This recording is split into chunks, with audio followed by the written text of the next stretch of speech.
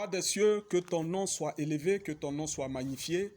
Je te bénis, celui-là qui règne dans les cieux, qui règne sur la terre, qui règne sur tout ce qui existe, parce que ayant été le créateur de toutes choses et ayant droit de règne sur toutes ces choses qui existent.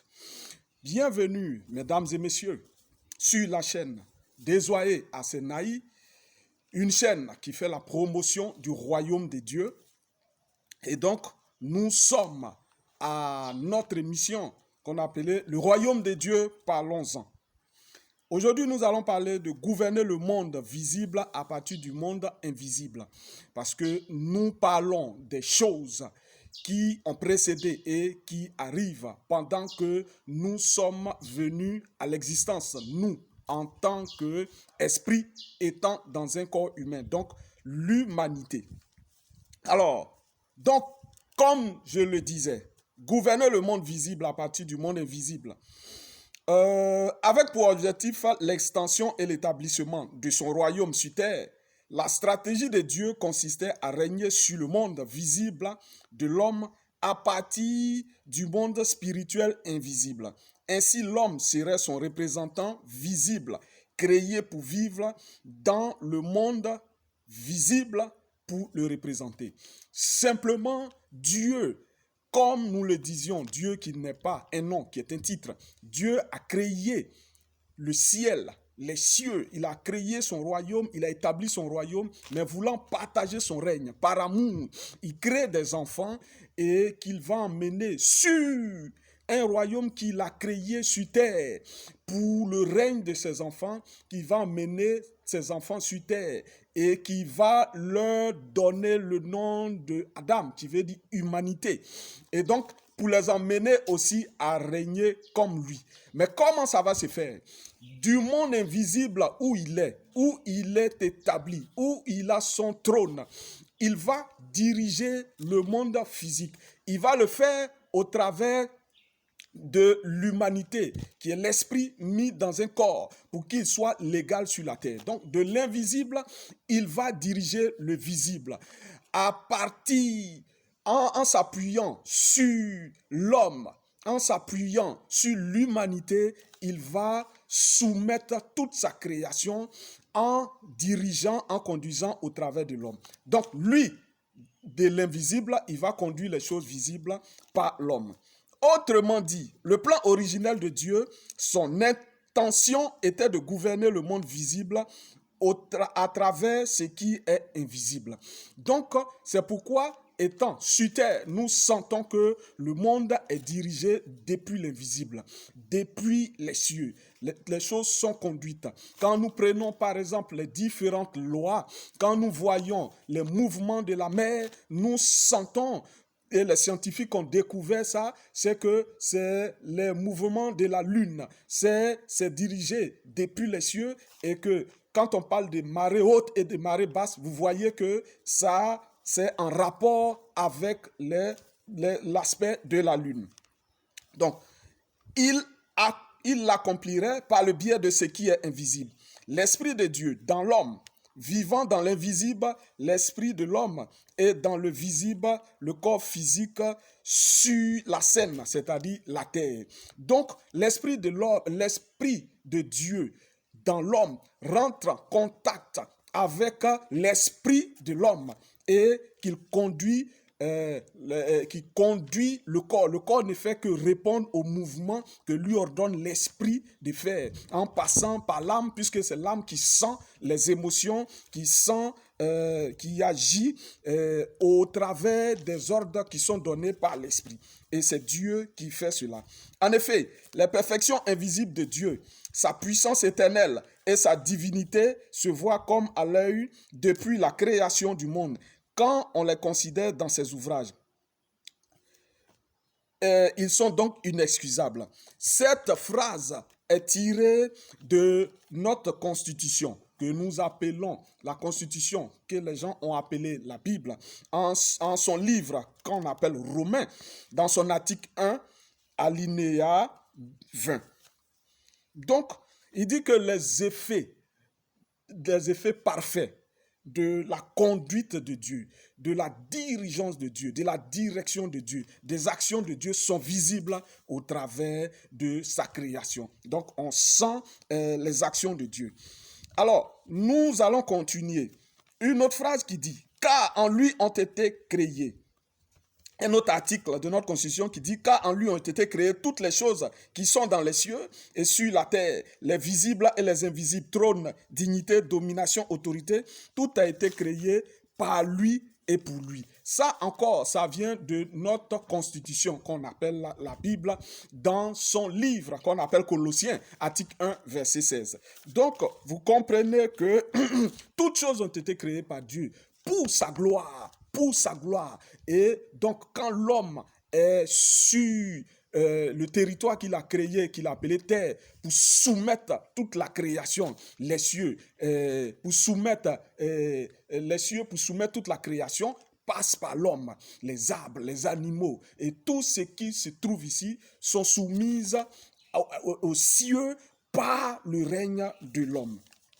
Donc, nous voyons encore un autre article de notre Constitution qui dit « C'est par la foi que nous reconnaissons que le monde a été formé par la parole de Dieu, en sorte que ce qu'on voit n'a pas été fait des choses visibles. » Donc, dans la Constitution du royaume des cieux, qu'on appelle la Bible, en son livre Hébreu, article 11, alinéa 3. Donc, toute chose a été créée par la parole de Dieu. Le roi a donné instruction et toutes choses ont été faites. Nous le voyons et c'est par la foi, c'est par la confiance en la parole du roi que nous comprenons que ces choses ont été faites ainsi.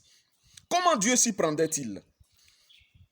Comment Dieu s'y prendrait-il? Dieu qui est invisible mettrait son esprit dans l'esprit invisible de l'homme, un esprit habitant dans un corps physique visible et vivant sur la terre visible. Ainsi, à travers l'esprit humain, une fenêtre de l'âme serait créée afin de communiquer avec le monde invisible de Dieu et également avec son monde visible grâce à son corps. Donc, quand Dieu donne les instructions, sont reçues, sont transportées par le secrétaire d'État aux affaires étrangères, qui est l'Esprit de Dieu, qui transmet ça au royaume qui est sur terre, par la partie du roi qu'on appelle l'Esprit, qui est la véritable identité du roi, qui est l'homme, qui est sur terre. Il reçoit cela. Et il y a une autre partie qu'on appelle l'âme, qui réceptionne cela et transmet au corps. Donc, c'est l'âme qui est la partie du roi que Dieu a appelé humanité qui est sur terre, qui transmet cela. Et le corps physique est l'exécutant. Le corps physique est le véhicule. Quand on le démarre et qu'on lui donne une direction, le véhicule s'en va. Et c'est le véhicule qui est le corps humain, parce que le véhicule de commandement qui est le corps humain permet à l'homme, permet à l'esprit qu'on a appelé humanité de fonctionner sur la terre. Donc, le corps étant le véhicule de commandement, il exécute les mouvements qu'on lui demande de faire. Et donc, il exécute, il va à la vitesse qu'on lui impulse.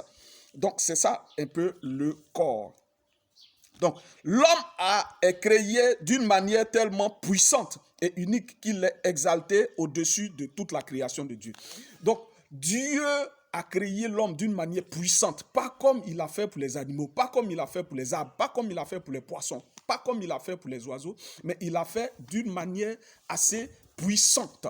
Donc, il a fait d'une manière tellement puissante que, comme dit notre Constitution, l'homme est de peu inférieur à Dieu. Donc, l'homme est un Dieu, est un petit Dieu, est un roi à qui Dieu a donné un territoire pour régner. Malheureusement, depuis la Genèse, depuis le jardin d'Éden, l'homme étant rentré dans une rébellion, a donné son règne au diable. Et c'est cette relation qui avait été rompue, la relation diplomatique qui avait été rompue avec le royaume impérial que Jésus est venu rétablir. Donc, il est venu ramener l'homme dans sa relation avec Dieu. Il n'est pas venu créer une religion, quel que soit le nom qu'on lui donne. Le christianisme, l'islam, l'hindouisme, la foi baha'ine, le saintoïsme, la scientologie, toutes ces choses-là sont à côté de la plaque parce que ce n'est pas ce que Dieu voulait. Dieu voulait qu'une relation qui fonctionne normalement. Ainsi, Dieu pourrait communiquer par le biais de l'esprit invisible de l'homme avec le visible, afin que le monde visible comprenne sa volonté. Afin que le monde visible comprenne sa volonté. Donc, c'est par l'esprit de l'homme recevant les instructions du secrétaire d'État aux affaires étrangères du royaume des cieux, qui est le Saint-Esprit, recevant les instructions, exécute.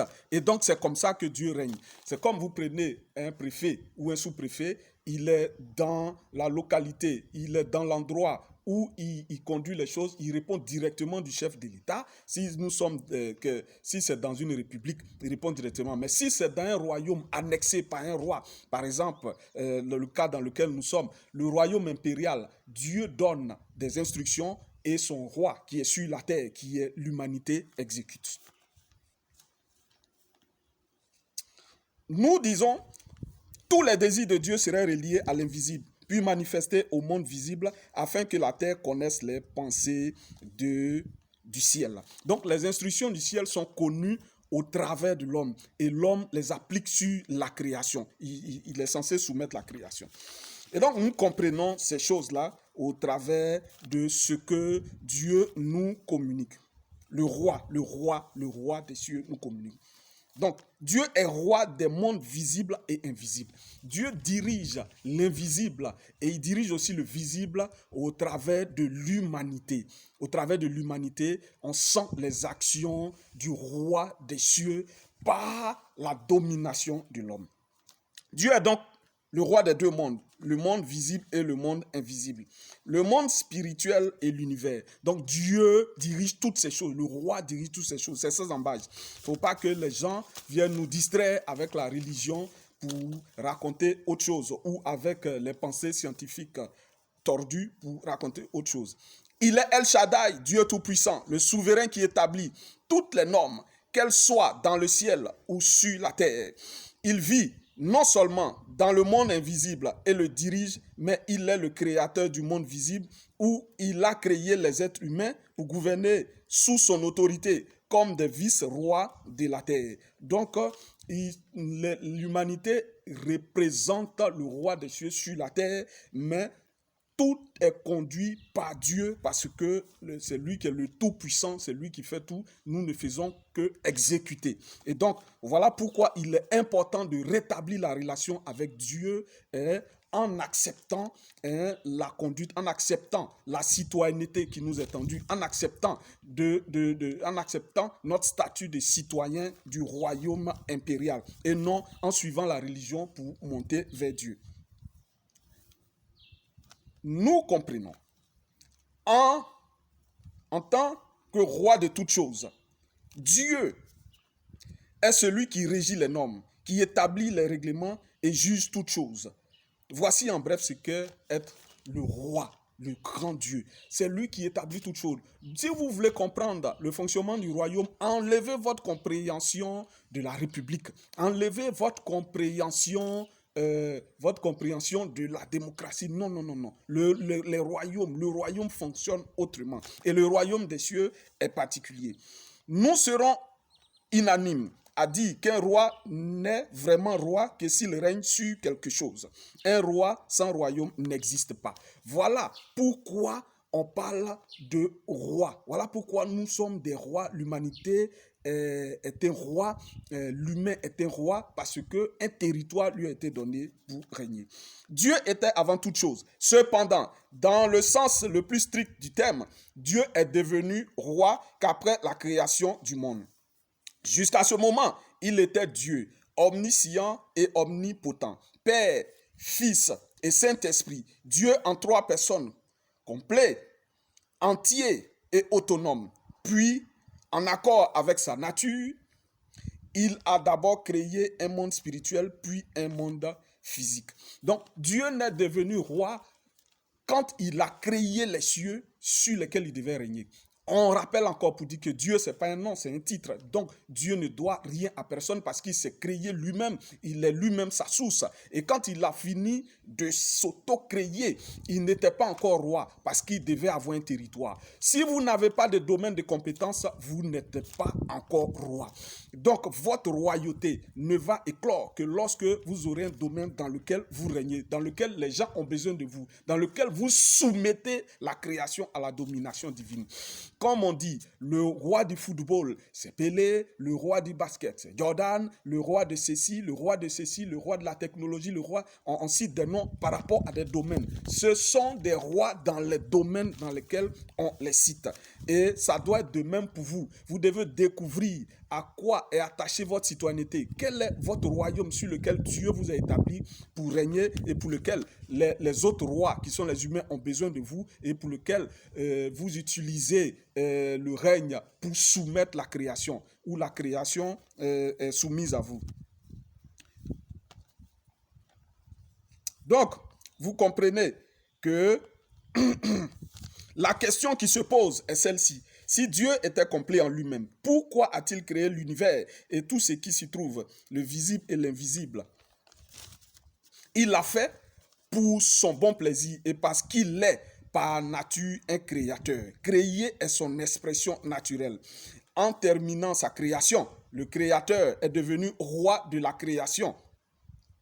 Le créateur est devenu roi de la création parce qu'il avait un monde sur lequel il allait régner. Donc, comme les gens peuvent dire, mais s'il est aussi puissant, s'il est aussi complet, pourquoi ne pas rester dans son royaume? Non, par sa nature de création, c'est un créateur. Il aime créer, il est amour, donc il aime partager. Donc, il crée un autre territoire sur lequel il va régner. Et il encourage le roi, qui est l'humain, à annexer d'autres territoires, à faire d'autres citoyens du royaume par la relation qu'il a avec lui. Donc, tant que la relation de l'humain n'est pas rompue avec le roi de Dieu, il va régner. Il va avoir un domaine sur lequel il va régner. Il va soumettre la nature. Aujourd'hui, les avions sont capables de voler dans les cieux.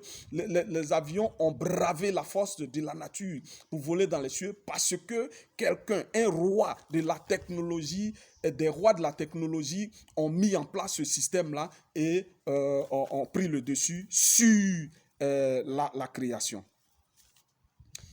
Et il y a un article de notre Constitution qui dit « Tu es digne, notre roi, notre Seigneur et notre Dieu, de recevoir la gloire et l'honneur et la puissance, car tu as créé toutes choses. Et c'est par volonté qu'elles existent et qu'elles ont été créées. » C'est un livre de notre Constitution qu'on appelle Apocalypse à son article 4 alinéa 11. Le roi et son domaine. Un roi règne sur ce qu'on appelle son domaine. Sans ce dernier, le titre de roi ne signifie pas grand-chose et pèse très peu. De la même manière qu'il n'y a pas de président sans pays, ni de premier ministre sans nation, un dirigeant doit avoir un domaine à diriger. Si un dirigeant ne peut devenir maître de son monde, par le biais d'élections, de subterfuges ou par conquête, Dieu a créé le sien et il n'en sera jamais déplacé. Il n'y aura jamais de coup d'État dans le royaume des cieux. Donc, tu ne peux pas dire que tu es roi et que tu n'as pas de territoire. Donc, tu ne peux pas dire que tu es roi et que tu n'as aucun domaine de compétence, dans aucun domaine dans lequel tu excelles. Et donc, il faut chercher à rentrer en contact avec le roi des cieux, à rentrer en contact d'abord avec le ministre des Affaires étrangères, le secrétaire d'État aux Affaires étrangères qu'on appelle le Saint-Esprit, pour qu'il te fasse comprendre quel est ton domaine de compétence, quel est ton territoire que Dieu a créé pour que tu puisses régner. Et donc, un président qui n'a pas de pays n'est pas un président. Donc, c'est pourquoi Dieu a créé son monde. Et donc, si les hommes peuvent utiliser les subterfuges, peuvent utiliser les mauvaises choses pour régner sur des territoires, ce n'est pas Dieu lui-même qui a créé sa chose qui va être déchue. Satan a essayé en mobilisant un tiers des anges de l'armée du ciel pour pouvoir renverser Dieu. Il n'a pas pu parce que tout est attaché à lui. Il n'a pu que convaincre un tiers. Le reste sont restés fidèles au roi des rois et ont empêché le coup d'État de se faire. Le mot royaume est dérivé des mots roi et domaine. En anglais, on dit kingdom, c'est-à-dire que le domaine du roi, c'est le domaine du roi. Le monde sur lequel le roi règne avec une souveraineté absolue. Le domaine du roi inclut ce qui est invisible et ce qui est visible. Le domaine du roi inclut ce qui est visible et ce qui ne l'est pas. Donc, quand on dit un roi règne, c'est sur l'aspect invisible et sur l'aspect visible. Donc, c'est là où la force du roi se manifeste. C'est de même, quand vous voyez des gens régner sur le territoire, c'est parce que dans le monde invisible, dans le monde spirituel, il règne. Et que dans le monde physique, il arrive aussi à régner. Donc, si le secrétaire d'État aux affaires étrangères vous fait connaître votre domaine de compétences, vous allez voir que ce soit spirituellement et physiquement, vous serez à l'aise parce que le royaume impérial vous donnera tous les pouvoirs pour régner sur votre domaine de compétences. Quel que soit ce que les gens feront, quels que soient les représentants du royaume des ténèbres, ils n'arriveront pas à vous déboulonner de votre domaine de compétences. La Bible enseigne que Dieu a créé toutes choses et rien de ce qui a été fait, n'a été fait sans lui. C'est dans notre livre de la Constitution qu'on appelle Jean, en son article 1, le verset 3. On dit Dieu a créé toutes choses et rien n'a été fait sans lui. Donc, il faut que vous arriviez à découvrir votre domaine de compétences, votre territoire sur lequel vous régnez et vous allez chercher à l'accroître, à le développer, à le faire connaître pour que vous puissiez soumettre la création. Tout ce que Dieu a créé est sa propriété, par droit de création. Et donc, tout ce que vous créerez à partir de votre territoire sera votre droit de création. C'est ce que je souhaite le plus pour vous. Et comme il a tout créé, tout lui appartient. Par conséquent, son domaine s'étend à l'infini. Dans toutes les directions, il remplit tout et il demeure partout, en tout lieu, sur terre ou dans les cieux. Donc Dieu est partout dans sa création. Il en a le droit parce que c'est lui qui a créé. Donc, l'homme a été créé pour quoi? L'homme a été créé pour dominer. Dieu est roi de tout ce qui existe, qu'il soit visible ou invisible. Il règne en gloire et en majesté sur le monde invisible de l'esprit depuis son trône dans le ciel. Cependant, sa royauté sur le monde physique revêt une autre forme. En effet, au lieu de diriger directement, Dieu a choisi dès le commencement d'exercer son autorité royale sur terre à travers les envoyés humains, ses représentants créés à son image pour le diriger en son nom. Donc Dieu pouvait conduire les choses directement, mais il choisit de déposer quelqu'un en qui il va voir son plaisir de règne, en qui il va voir son plaisir de domination sur la création. Et c'est ce qu'il a souhaité pour l'homme, et c'était dans son plan originel. Et c'est ce qu'il veut toujours, malgré la rébellion qui a eu lieu, malgré la séparation d'avec le royaume impérial dans lequel siège Dieu. Le dessein et le plan de Dieu pour l'humanité sont clairement révélés dans notre livre, dans notre constitution qu'on appelle, dans notre constitution, la constitution du royaume de Dieu, qui est ce que les gens ont appelé la Bible. En son livre qu'on appelle Genèse, en son article 1, alinéa 26 jusqu'à l'alinéa 28, que je lis, que je cite rapidement. Puis Dieu dit, faisons l'homme à notre image, selon notre ressemblance, et qu'il domine sur les poissons de la mer, sur les oiseaux du ciel, sur le bétail et sur la terre, et sur tous les reptiles qui rampent sur la terre. Dieu créa l'homme à son image, et il le créa à l'image de Dieu. Il le créa, l'homme et la femme. Dieu les bénit et Dieu leur dit, soyez féconds, multipliez, remplissez la terre et l'assujettissez, et dominez sur les poissons de la mer, sur les oiseaux du ciel et sur tout animal qui se meut sur la terre. Donc, nous terminons pour dire que Dieu a donc créé l'humanité parce qu'il désirait qu'il dirige le monde physique qu'il avait créé. Donc, c'était le désir de Dieu. C'est pourquoi il a créé l'homme, pour que l'homme puisse diriger le territoire physique qu'on a appelé terre. La version King James de la Bible anglaise utilise le mot territoire qui est proche du mot domaine. Les êtres humains ont été créés pour exercer la domination sur la terre et sur toutes ces créatures.